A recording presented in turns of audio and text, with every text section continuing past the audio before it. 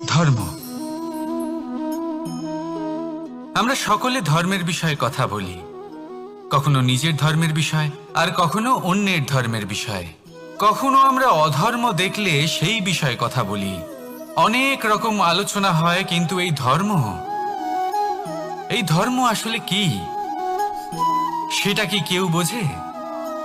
যদি আমি আপনাকে উত্তর দিই, এই উত্তর সরল। ধর্ম হলো তাই যা মানুষকে অন্য মানুষের সাথে, সমস্ত বিশ্ব সংসারের সাথে আনন্দ সহকারে বাঁচতে শেখায়। সেই জন্য আপনি যদি কখনো কোনো ধর্মীয় স্থানে যান, সেই ধর্মীয় স্থানে গিয়ে আপনার শান্তির অনুভূতি হয়, তাই না? কিন্তু দেখুন, ধর্মের জ্ঞান থাকলেই সেই মানুষ ধর্মের পথে চলতে পারবে এমন কোনো কথা নেই। অনেক সময় সম্পর্কে যখন সংঘর্ষ বেড়ে যায়, তখন ইচ্ছের জন্ম হয়, ক্রোধের জন্ম হয়, অহংকারের জন্ম হয়, আর তারপর বিনাশ হয়ে যায় এই ধর্মের। সেই জন্য দ্বিতীয় সবথেকে গুরুত্বপূর্ণ গুণ যা আমার সারথীর মধ্যে থাকা উচিত, তা হলো ধর্মবীর হওয়া। এবার দেখতে হবে সেটাই যে কে হবে সেই ব্যক্তি যিনি এই স্বয়ম্বরে নিজের ধর্মে অটল থাকবেন।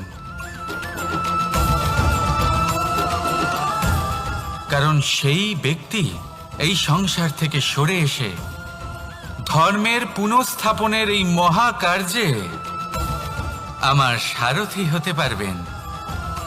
তাহলে আসুন আমার সাথে ভালোবেসে বলুন, রাধা রাধা। কর্ম, ধর্ম, জ্ঞান, এই 3 স্তরে অনেক মানুষ পৌঁছতে পারেন। অনেকে এই পরীক্ষা দিয়ে তাতে উত্তীর্ণ হয়ে যেতে পারেন, কিন্তু শিখরে পৌঁছে শাসন তিনিই করতে পারেন যার কাছে এই চতুর্থ গুণটিও থাকে, সমর্পণ। অত্যন্ত গুরুত্বপূর্ণ একটা গুণ এটা। এই সমর্পণ আসলে অত্যন্ত গুরুত্বপূর্ণ। পূর্ণ সমর্পণ দরকার নিজের লক্ষ্যের প্রতি, সমর্পণ নিজের কর্তব্যের প্রতি, সমর্পণ নিজের আত্মার থেকে নির্গত স্বরের প্রতি, সমর্পণ নিজের রথীর প্রতি, অর্থাৎ আমার প্রতি। এবার এই পরীক্ষায় অত্যন্ত কঠিন এক বাঁক আসতে চলেছে, যেখানে সারথীকে সমর্পণের নিরিখে পরীক্ষা করা হবে, আর তাতে উত্তীর্ণ হওয়ার পরেই তার হাতে ধর্ম স্থাপনের রথের রাশ তুলে দেওয়া হবে। দেখা যাক কি হয়।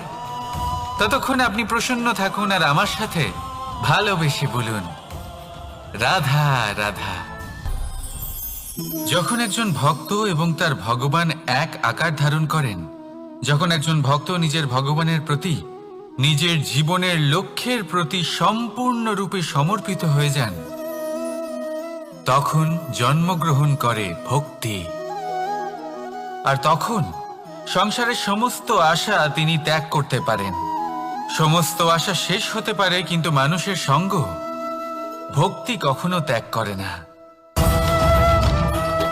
যখন ভক্ত ও ভগবান এক আকার ধারণ করেন, এক হয়ে যান, তখন রথী এবং সারথীর মধ্যে কোনো পার্থক্য থাকে না। তারাও এক হয়ে যান। একটাই ব্যক্তিত্ব, একটাই অস্তিত্ব। আর সেই জন্যই কখনো কখনো রথীর আদেশ ছাড়াই সারথী রথ চালিয়ে দেন, আবার কখনো সারথীর পরামর্শ ছাড়াই রথী আক্রমণ করে ফেলেন। এ তো শুধুমাত্র আরও একটা গুণ সেই সারথীর মধ্যে যিনি ধর্ম স্থাপনার মহান কাজে আমার সারথী হতে চলেছেন।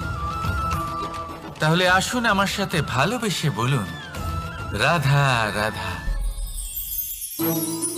ভাগ করে নেওয়া বা বন্টন করা প্রত্যেক মানুষের জীবনে অবশ্যই হয়ে থাকে, আর অনেক সময় এটা জীবনে অতি আবশ্যক হয়ে পড়ে।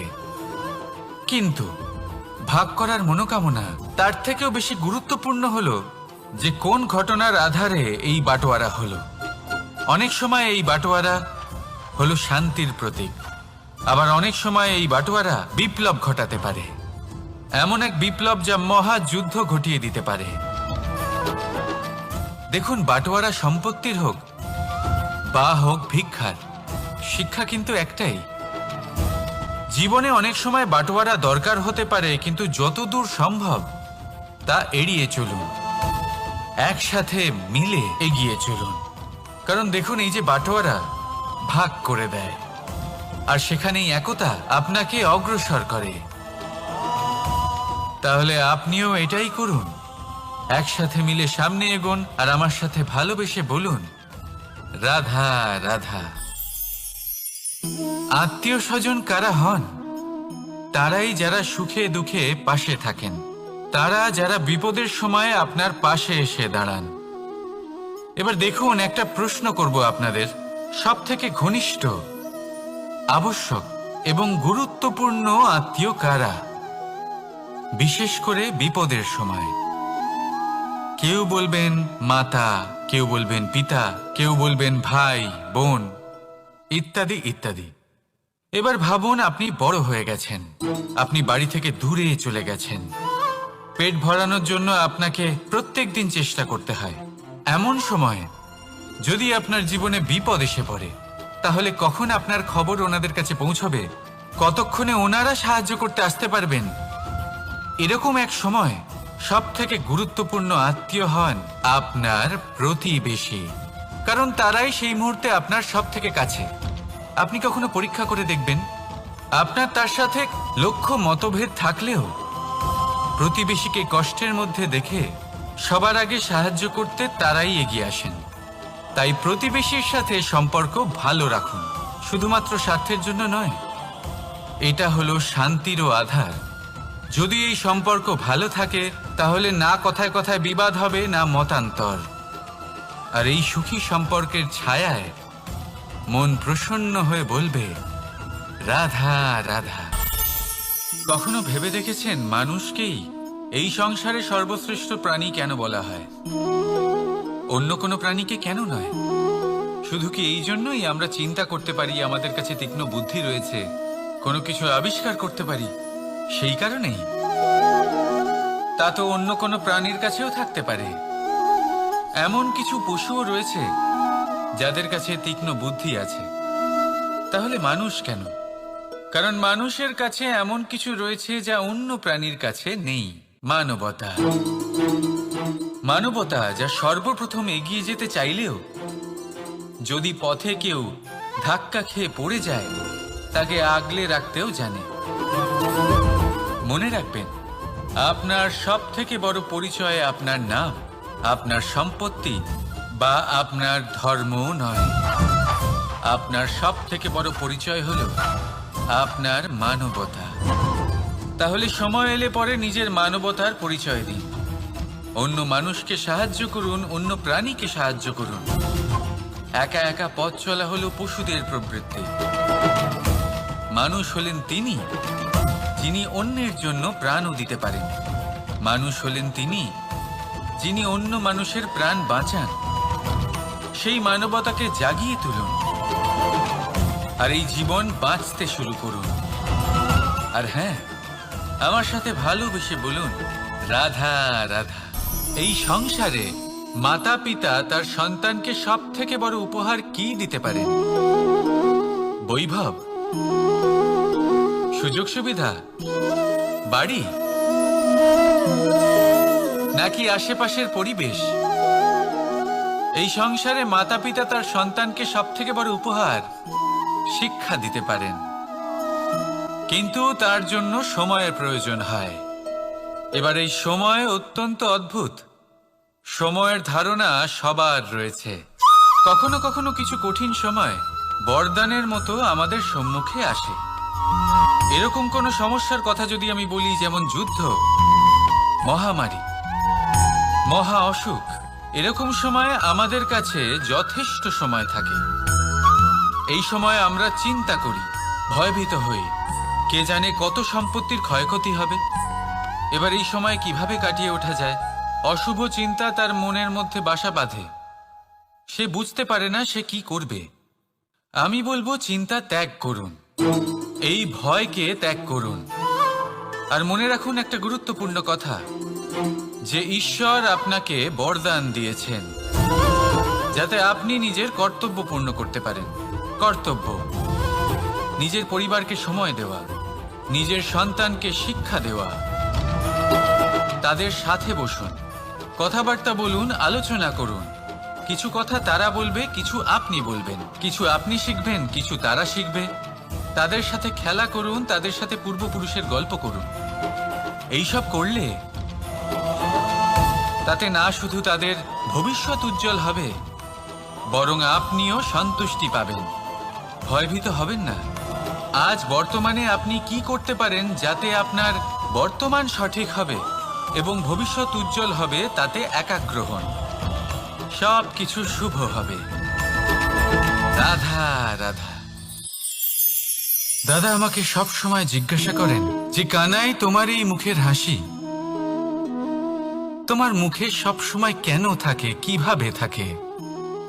সামনে শত্রুপক্ষকে দেখেও ধৈর্য হারাও না, কেউ তোমার নিন্দে করলেও তার সাথে ঝগড়া করো না, কেউ তোমার বিষয় খারাপ ভাবলেও তাকে ঘৃণা করো না। কিভাবে আর কেন করো? আপনার মনেও নিশ্চয়ই এই প্রশ্ন আসে। এবারে বলি, এর উত্তর অত্যন্ত সরল। কখনো দেখেছেন গরু আর তার বাচ্চাকে কিভাবে সে তার মায়ের দুগ্ধ পান করে? সুখে থাকে, কারণ ও জানে যে ওর মা এই দুগ্ধরূপী অমৃত ওকে খাওয়াতেই থাকবে।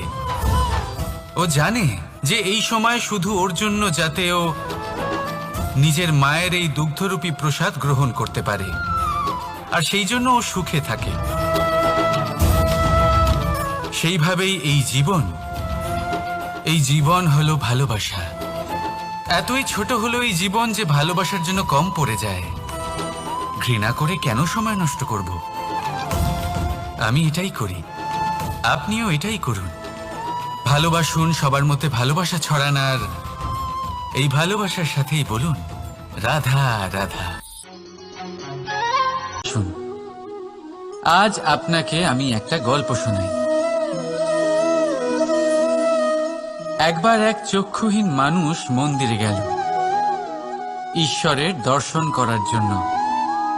এবারে যখন ওখানে উপস্থিত লোকেরা জানতে পারল যে এই ব্যক্তি চক্ষুহীন, তখন কিছু লোক তাকে উপহাস করতে শুরু করে দিল। যে ব্যক্তি সম্পূর্ণরূপে দৃষ্টিহীন, সে কি করতে এসেছে এখানে? হয়তো সে ঈশ্বরের কাছে নালিশ করতে এসেছে যে কেন আপনি আমার দৃষ্টি কেড়ে নিলেন। কিন্তু এই সকল কথায় সেই চক্ষুহীন ব্যক্তি নিজেকে নিরাশ হতে দিল না। সে হাসল, আর শুধুমাত্র একটাই কথা বলল সে, মানলাম যে আমার ভাগ্য আমার থেকে আমার দৃষ্টি কেড়ে নিয়েছে, কিন্তু আমি অভাগা নই, কারণ আমার ঈশ্বর, উনি আমায় দেখতে পাচ্ছেন।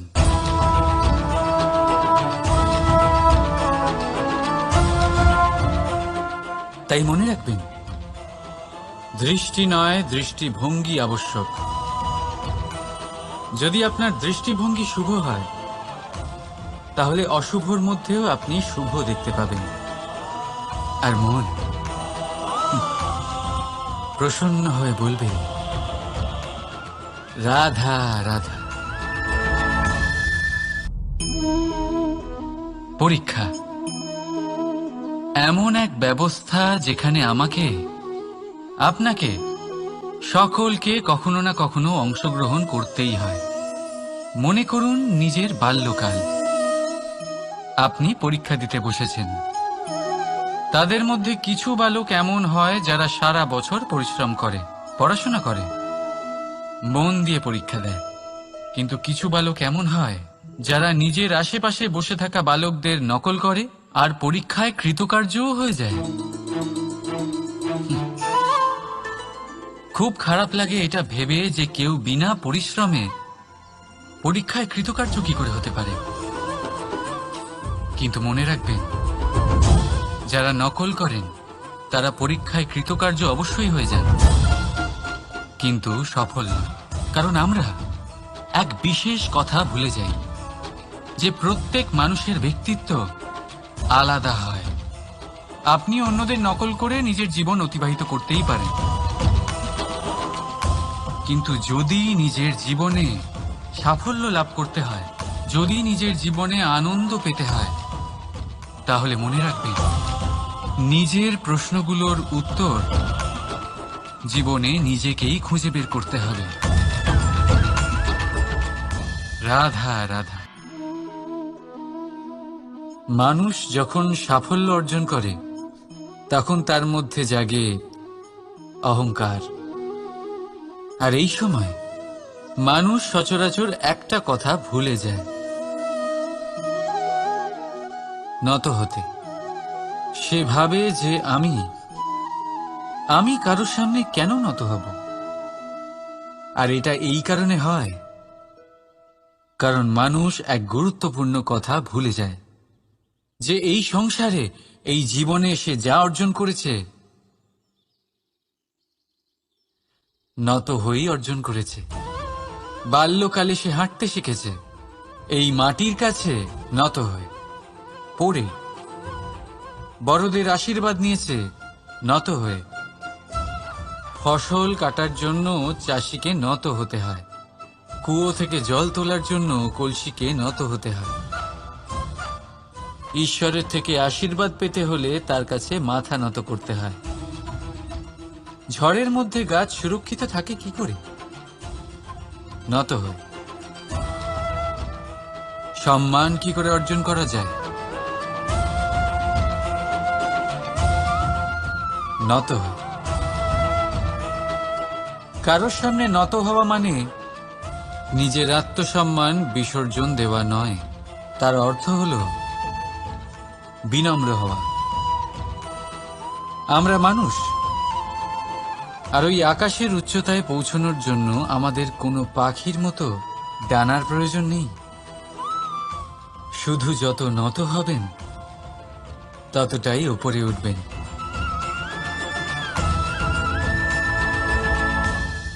রাধা রাধা। আপনি এই সংসারে এমন অনেক মানুষ চেনেন যারা অত্যন্ত স্বার্থপর, যারা শুধুমাত্র প্রয়োজন পড়লেই আপনার কথা মনে করে। তাছাড়া বহু বছর তাদের দেখাই পাওয়া যায় না, কিন্তু যখনই তাদের আপনার সাহায্যের প্রয়োজন পড়ে হাত জোড় করে আপনার সামনে এসে উপস্থিত হয়।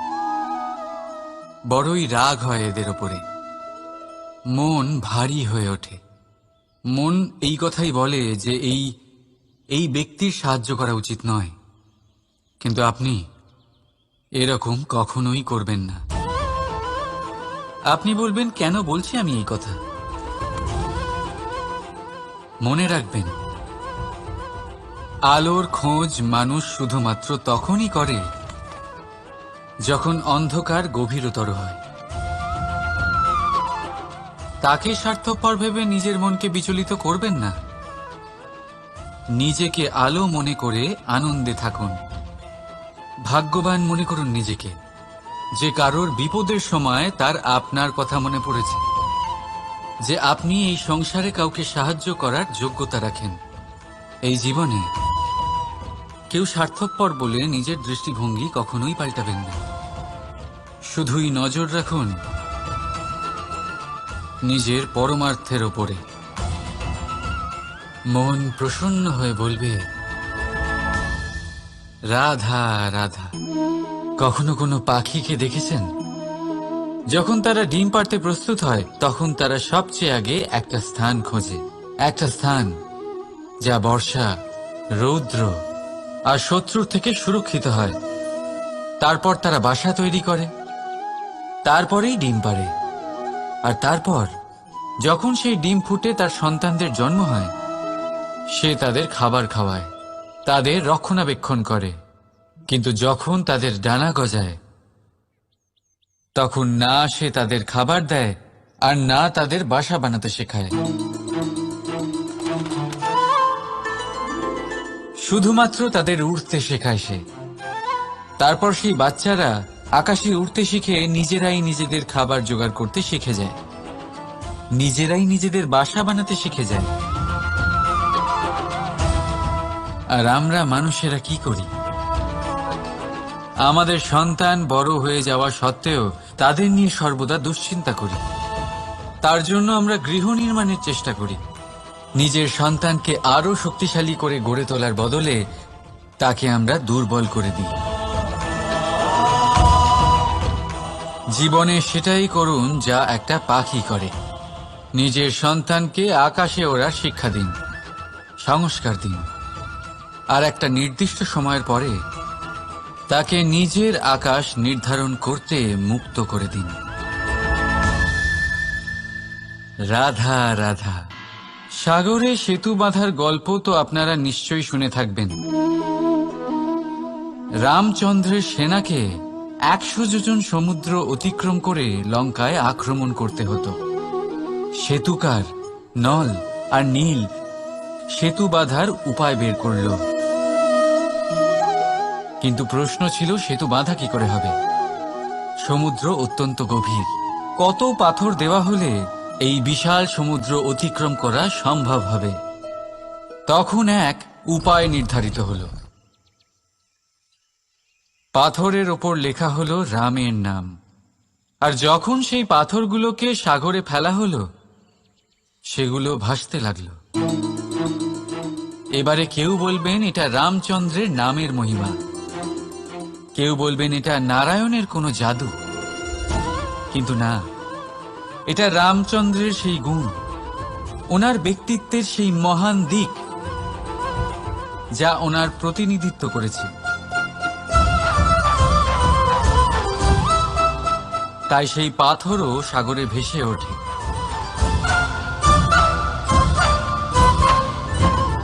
ঠিক সেইভাবেই যেখানে আমরা থাকি না সেখানে আমাদের গুণ আমাদের প্রতিনিধিত্ব করে। আমাদের নামের শক্তি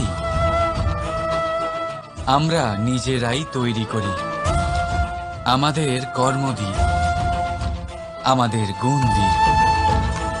এবার সিদ্ধান্ত আপনার যে আপনার নামের সাহায্যে কেউ বিপদ থেকে উদ্ধার হবে, নাকি আপনার দুষ্কর্মের ফলে কেউ ডুবে যাবে। ভালো করে ভেবে দেখুন। রাধা রাধা।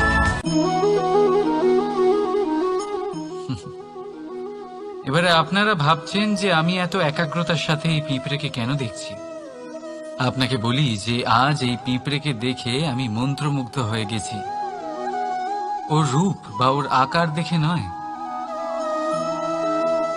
এই পিঁপড়ের প্রচেষ্টা দেখে।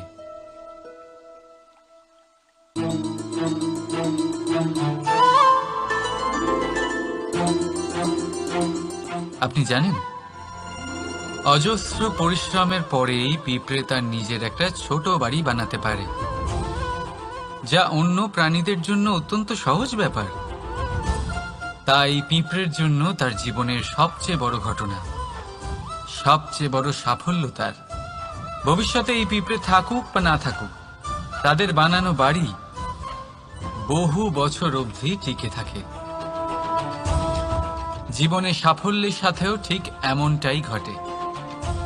আপনি একদিনে সাফল্য লাভ করতে পারবেন না, কিন্তু যদি আপনি প্রতিদিন চেষ্টা করতে থাকেন তবে একদিন আপনি অবশ্যই সাফল্য লাভ করবেন।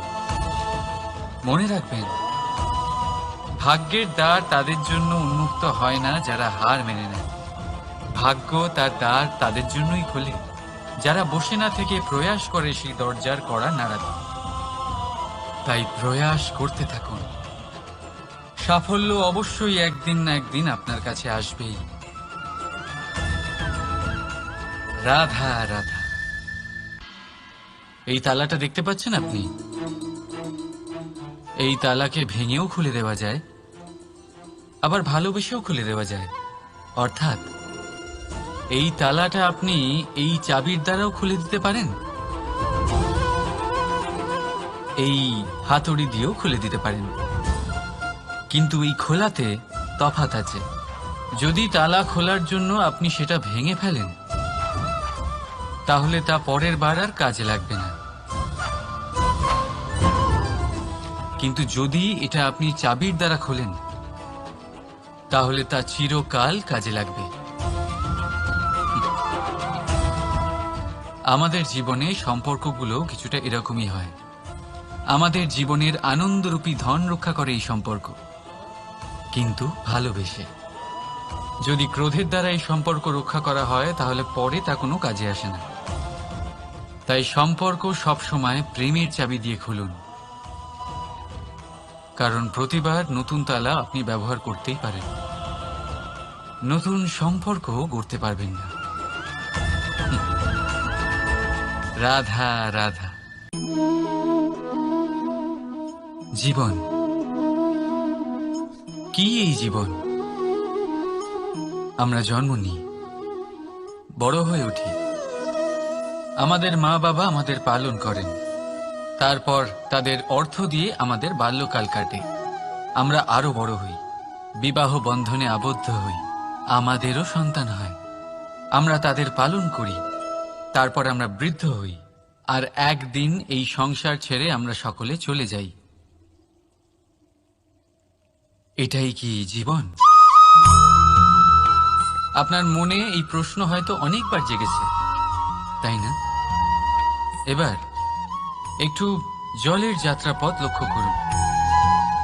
সাগর থেকে বাষ্প হয়ে ওঠে এই জল, মেঘ হয়ে ঝরে পড়ে সে, তারপর নদী হয়ে আবার সাগরে মিলিয়ে যায়। কিন্তু কখনো এই প্রশ্ন করে না যে তার জীবন কি, তার উদ্দেশ্য কি। প্রতিটা মুহূর্ত বাঁচে সে, আর অন্যদের যতখানি সম্ভব সাহায্য করে। যখন সাগরে থাকে তখন অসংখ্য জীবকে জীবন দান করে। যখন সাগর থেকে বাষ্প হয়ে মেঘ হয়ে যায় তখন চাষিদের মনে এই আশা জাগায় যে ফসল আবার ফলবে। যখন বর্ষা হয়ে ঝরে পড়ে তখন এই শুকনো তৃষ্ণার্ত ধরিত্রীর তৃষ্ণা মেটায়। আর যখন নদীতে থাকে তখন তার পাড়ে নানান গাছপালার জন্ম দেয়। কিন্তু ভাবুন, জল কি কখনো এটা ভাবে যে তার জীবন কি বা তার জীবনের উদ্দেশ্যটাই বা কি? না, সে শুধু নিজের ধর্ম পালন করে যায়, আর যতটা সম্ভব সবাইকে আনন্দ প্রদান করতে থাকে। সেই জন্যই জীবনে কখনো এই প্রশ্ন করবেন না যে এই জীবন কি, এই জীবনের উদ্দেশ্য কি। শুধু এই জীবন বাঁচুন, আর যতটা সম্ভব সবাইকে আনন্দ প্রদান করুন। মন প্রসন্ন হয়ে বলবে রাধা রাধা।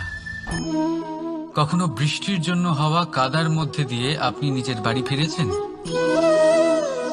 পাদুকা পরার জন্য আপনি ওই কাদা থেকে অবশ্যই বেঁচে যান, কিন্তু সেই পাদুকা থেকে আগত নোংরা কাদার ছিটে আপনার বস্ত্রকে ময়লা করেই দেয়। কিন্তু তাও সেই ছিটের জন্য আপনার বস্ত্র ময়লা হয়ে যাবে, সেই জন্য আপনি পাদুকা পরা ছেড়ে দেন না। ঠিক সেইভাবেই জীবনে এমন কিছু মানুষও আসেন যারা পাদুকার মতো হন, যারা আপনাকে কাদার থেকে বাঁচিয়ে নেন, কিন্তু বস্ত্ররূপী আপনার মনের উপরে আশঙ্কার দাগ ছেড়ে যান। এইসব মানুষের জন্য নিজের মন ছোট করার কোনো প্রয়োজন নেই। প্রয়োজন আছে শুধু এটা ভাবার যে আপনি নিজের পা কাদার থেকে বাঁচাবেন নাকি আপনার বস্ত্র।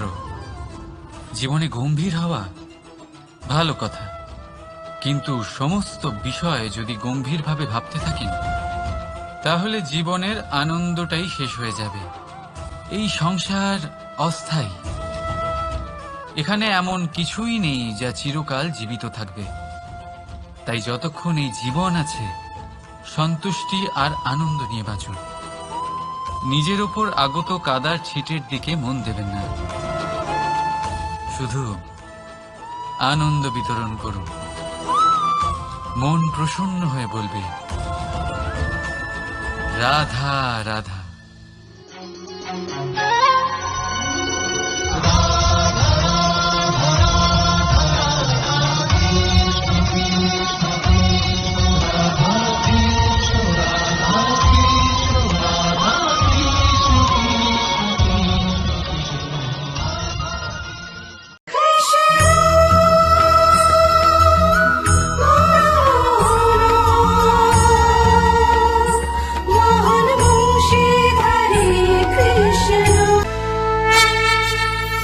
আপনি জীবনে কি হবেন সেটা আপনার পরিশ্রম, আপনার নিরন্তর প্রয়াস আর আপনার নির্বাচিত দিশার উপর নির্ভর করে না। এটা নির্ভর করে আপনার সঙ্গতির উপরেও। এই সঙ্গতি যা হলো অত্যন্ত গুরুত্বপূর্ণ। প্রকৃতিও আমাদের এটাই শেখায় বিভিন্ন উদাহরণ দিয়ে। যদি আপনাকে একটা উদাহরণ দিই, কখনো বাতাসের প্রবাহ লক্ষ্য করবেন।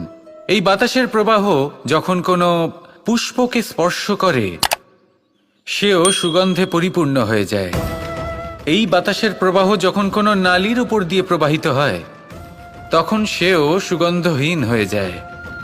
এ সঙ্গতির প্রভাব যা মানুষকে কোথা থেকে কোথায় নিয়ে যেতে পারে আপনি জানতেও পারবেন না।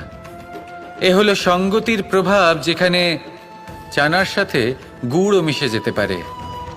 এ হলো সঙ্গতিরই প্রভাব, যেখানে একটা সাধারণ পাথর স্বর্ণের সাথে মিশে গিয়ে একটা রত্নে পরিণত হতে পারে। তাই এই সঙ্গতির বিষয়ে বিশেষ খেয়াল রাখবেন। আপনি কার সাথে মিশছেন, কি বলছেন, কি শিখছেন, আপনার অস্তিত্বের উপর তাদের কি প্রভাব পড়ছে, সব লক্ষ্য করবেন। আর আমার সাথে ভালোবেসে বলবেন, রাধা রাধা। আপনি কখনো ভেবে দেখেছেন কি সেই জিনিস যা আপনাকে সামনে এগোতে বাধা দিচ্ছে? ধরুন আপনি কোনো পথ দিয়ে যাচ্ছেন, পা মুচকে গেলে তা আপনাকে সামনে এগোতে বাধা দেয়। সেইভাবেই জীবনে ক্ষুদ্র চিন্তা আপনাকে সামনে এগোতে বাধা দেয়। দেখুন, যদি কোনো চাক থাকে যার মধ্যে ফাটল রয়েছে, তা আপনাকে ভালো মাটির পাত্র বানাতে দেবে না।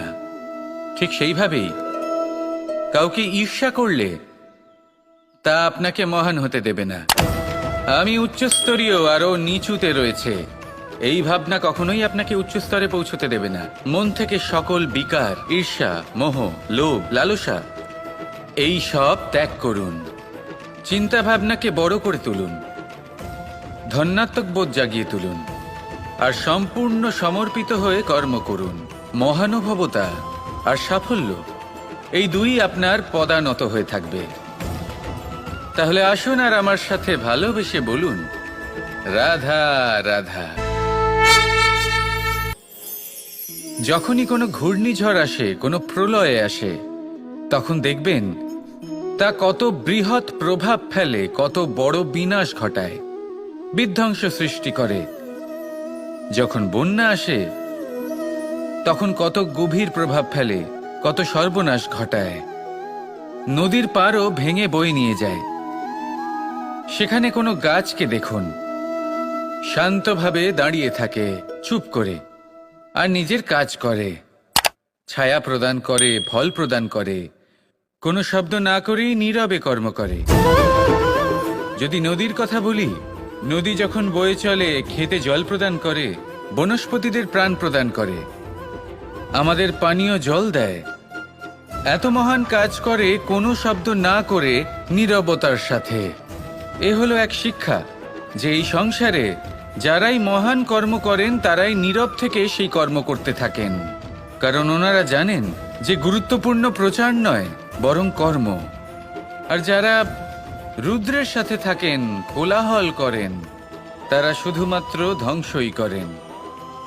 এবার আপনি মৌন থেকে শুধুমাত্র কর্ম করে মহান হতে চান, নাকি রুদ্রের সাথে থেকে বিধ্বংস ঘটাতে চান?